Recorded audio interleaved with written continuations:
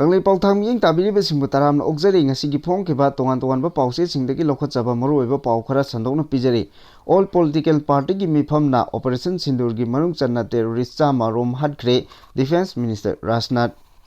Defense Minister Rajnath Singh na New Delhi da ngarang famkiba all political party gi meeting da hauzik Pakistan gi mathakda chathariba Operation Sindoor gi manungchana India na Pakistan amasung Pakistan occupied Kashmir POK da tawkhriba strike sing da terrorist punna chamrom hatkre haina phondokre. Defense Minister makata na meeting adu da political party singi luchingba singda phondokiba da operation asi hauzik chathari karigumba India na target tawriba strike asida karigumba Pakistan na khut halaklabadi madugi mayokta India na soidana khut hangani. Meeting asi yaururaba matung political Parliamentary Affairs Minister Kiran Rijiju na promising the phondokibada meeting asi political party singi amata oiba wakhalon ama hauzik chathariba lan asida lominanaba amadi ekoi maselgi khenaba leitanaba sinbani haiki leader singnaso national security amadi Indian singbo asoi angam yaudana honningbagi apamasing phondoki aduga nation asina terrorist sing thengnana ba honabada punna sawatpada ayaba pinaki nation asigidamak amata oina government amasung armed forces da sawatli haina Rijijuna phondoki. Makatarakpa atopa pauda Pakistan gi Lahore da ngarang ayuk sakti leiraba bom ama pokhai khre Pakistan gi lalolo BLA gi IED attack da Pakistani lanmi taramari laikhidre hairi.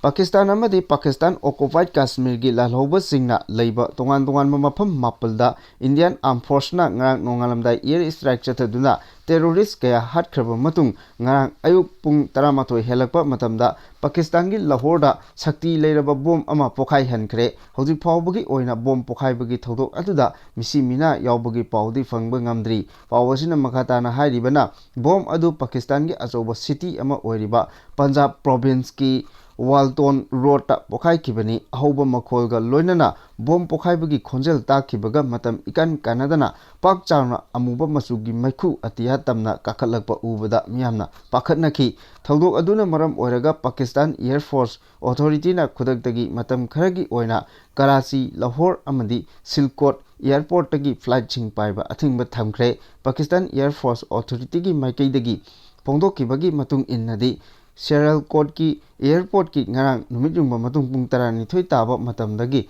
flight paiba lefanduna lakli khudaki domestic amadi international flight sing paiba lefan khiba aduna passenger sing da awaba kaya chauna mayoknari haina phongdoklari. Maromda Pakistan gi laluru ama oiriba Baluchistan Liberation Army BLA na ambush toropada Pakistan gi army singi special operation commander Tariq Imran amadi Subedar Umar Farooq yauna personnel taramari IED gi attack da laikidre hairi. Ngarang ayuk Pakistan gi Baluchistan da laiba lalhoba lup Baluchistan Liberation Army BLA Pakistan gi military singna tongduna chatliba gari da IED pokhai handuna attack chathakibaga loinana gari aduda tongba personnel taramari mak hatkre hairi. Thodo adugi video record Baluchistan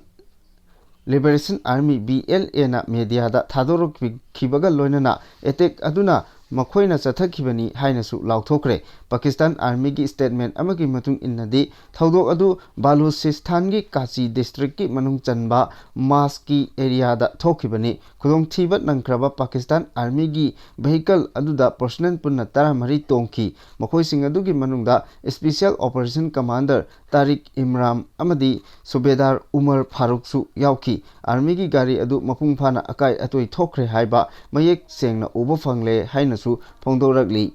Makha tarakpa pauda Operation Sindoor gi mai pakba oina Jais terrorist ki amasung IC 814 hijack platter Abdul Raf Azahar Indian Army na harkre. India gi sathiba hijacking case singda chauna chenaba Jais Muhammad ki commander Abdul Raf Azahar Indian Army Force ki Operation Sindoor da hatpangamkre haina intelligence ki report singna confirm tawkre. Terror group Jais Muhammad ki Chief Azahar ki manaunupa Azhar asi 1954 da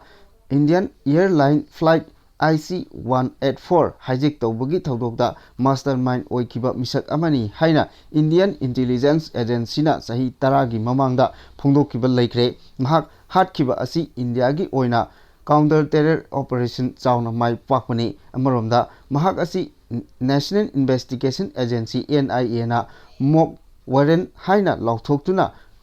thamliba misak amani hairi operation sindoor asi Indian Armed Force na yamna hai singna terrorist singi mathakta Pakistan amadi Pakistan occupied Kashmir da chathakiba operation singni operation adu terrorist singi camp mapal da chathaki terrorist singi lucingba Abdul Ram Azahar amadi Jais-e Mohammed ki national of oiriba camp amada Indian Armed Force singna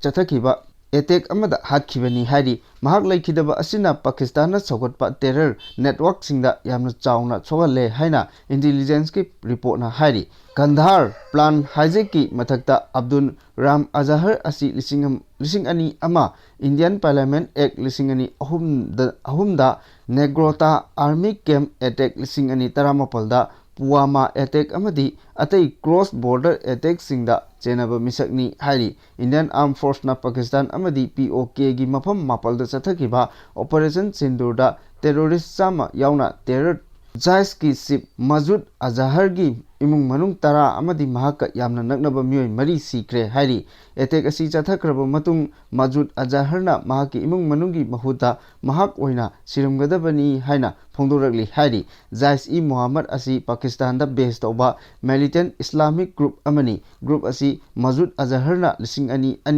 ngabigani lising anida lingkatkibani group asigi pandamdi Jammu and Kashmir asi India dagi tokhaina tahalaba matung Pakistan da tinbani hairi makatarakpa pauda Pakistan na India gi rifle jet kapthakre brigade quarter thugai kre hairiba pau aranbani haina PIB na phongdorakli The Press Information Bureau PIB na Pakistan gi media amadi social media platform singda aranba pau sing chandoktuna Srinagar da laiba air base da attack tawkhre haina post tawriba sing asi aranba pau ngaktani haina sengdokre India gi Armed Forces singna Pakistan amadi Pakistan occupied Kashmir gi mafam mapal da laiba terror camp singda attack chataduna miyoi chak kaya India gi Operation Sindoor gi manung channa Pakistani media amadi social media platform singda Srinagar da laiba air base yauna mafam tara manga da Pakistani force singna attack chathabada Indian Army gi facility sing amadi jet fighter sing amanga ta thon kre haina phongdokliba amadi phongdorakli hariba pausing asi Pakistan gi Inter Services Public Relations ISPR affiliated toba account singdagi ayambani hariba posting asida yauriba image sing amadi video footage ayamba evidence laitaba satellite imagery da phangba ngamdaba footage singni ayambani haina PIB gi statement asina phongdorali PIB na fact check toba matamda relate jet kapthakibagi image asi chathariba operation sindurga mari leinade amadi footage asi hanagi ariba image ni Pakistan na thokliba lan asiga mari leinana pro Pakistan handle singdagi thagalakiba image sing asidagi section ba chummi haina PIB na phongdorali hojik Pakistan na chathariba lan asida air strike ki akaiba ariba image thagalaba asi Bahawalpur da India gi Rafale jet kapthakibani haina claim tawri haina PIB na phongdokli PIB na fact check tawba matamda viral oriba Srinagar gi air base da attack tawbagi footage asi lisingani kunmari da Khyber Pakhtunkhwa Pakistan da sectarian clashes tawbagi image sing adu digitally manipulate tawraba matungda thagalakpa ngaktani haina PIB na phongdorali Makatarakpa pauda Pakistan gi missile attack mai pakhidre India da kapsilakpa leptri Indian Armed Forces singna yamhai singna Pakistan singna ngarang amadi ngasi drone sijinaduna India gi military site singda kapsilakiba missile sing ngakthokre haina Ministry of Home Affairs na phongdorole Pakistan na kapsilakiba missile sing adu Indian S-400 air defense system sijinaduna ngakthokibani statement asina makhata duna hai May 8 amadi Nepal gi lonaba ahingda Pakistan na drone sing sijinaduna India gi nongpok amasung nongchup thangbada laiba military establishment sing maru oina Awantipura Srinagar Jammu Pathankot Amisar Kapurthala Jalandhara Ludhiana Adhampur Bhatinda Chandigarh Nan Folodi Uttarlai amadi Bush sing the attack tawrakibani hariba Pakistan gi missile attack sing adu integrated counter USA grid amadi air defense system sing na neutralize tawkibani Pakistan gi drone sizinaduna kaplakiba missile sing adu gi attack akai sing mafam kaya dagi phangba ngamkhibaga loinana attack sing adu Pakistan na tawrakibani haiba japchana khangba ngamkhi attack sing asigi pakhum oina India na ngarang Indian Armed Forces sing na Pakistan gi mafam kaya da lairiba air defense radar sing amadi system sing da attack chathaba hokre hairi amaromda Lahore da leiba air defense system asisu neutralize toba ngamkre hairi nakal amaromda Pakistan na mortar sing amadi achoba artillery sing sizinaduna akan mamongda Jammu and Kashmir gi line of control gi Kupwara Baramulla Uri Poonch Mondar amadi Rajouri sector sing da India romdagi kapsilakpa leptri ngapigani Pakistan romdagi kapsilakpa leptri defense minister gi report ki matung inna India gi nagal romda hojik phawbada Pakistan chatharakliba artillery attack sing da punna nupi ahum amadi angang manga yauna miyoi 13 sikhre hairi makha tarakpa maroiba paw amada border state sing da changdaba yadra polam sing paichinnaba khanghankre terror organization Laks-e-Taiba Jaish-e-Mohammed Hizbul Mujahideen amadi atai terrorist group singi training camp sing weapon base amadi hit out sing ayamba thugaikre hairi Union Home Minister Amit Shah na border state singda changdaba yadraba polam sing paichinnaba khanghankre ngarang lebak asigi state sinbu thungna Indiana Pakistan gi mayokta chathaba hokraba operation sindoor gi manung channa pangthokiba schedule task mode drill amadi tarakpada matung tarakpada Union Home Minister Amit Shah na Pakistan amadi Nepal gi border singa tainaba state singda nongmada changdaba yadraba polam sing paisinduna thamnaba mari lenaba state sing asigi chief minister singda khanghankre hairi Amit Shah na hariba state sing asida niyamda akiba pokpa tonga sing chandoktanaba akanba pautak su pikibaga loinana tonga chandoktanaba awareness pigadabani haina Ministry of Home Affairs ki statement amana phongdorakle ngarang pangthokiba schedule task mode drill amadi India gi achoba city singda siren khongduna mai mamhanduna hostile attack tawrakpa matamda oirakpa yaba sil sing voluntarily police amadi civil defense na drill tawki hariba drill asigi Ministry of Home Affairs ki direction makadani Indian Armed Forces singna operation sindoor hack tawkibaga loinana suti loiduna